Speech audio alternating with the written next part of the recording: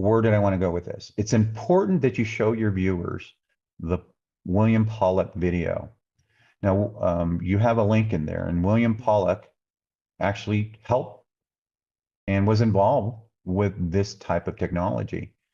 And he talks about billions of these chips being developed in Silicon Valley and disappearing, and they have no idea where they went to.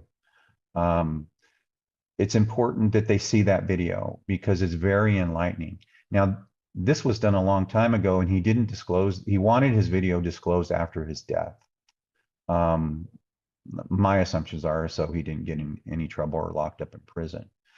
But it's important that education is first and foremost the first weapon against this. Because if you don't know what's going on, you don't know what to do, right? But just being educated and knowing, it gives you the ability to protect yourself. And knowledge is the first step in protecting yourself. That's the first step. Now, if someone is highly suggestible, there are some techniques using hypnotherapy. It's funny. Being high suggestibility is a double-edged sword.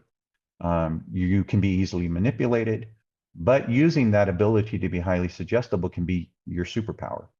How can we turn it into our superpower? What Yeah. are the steps to do that? Yes, it basically is learning how to utilize self-empowerment, self-hypnosis, critical thinking, all of those skills, but with the help of a hypnotherapist or the utilization of self-hypnosis, you can begin to bring the scale of suggestibility over to a more moderate to normal level.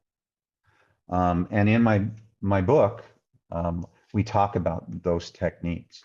Now we're doing an event called My Nexus Live, and the event was because typically what in this phenomenon, it's usually the victims who are surrounded like this, and they're unfortunately they have been labeled in a very negative connotation.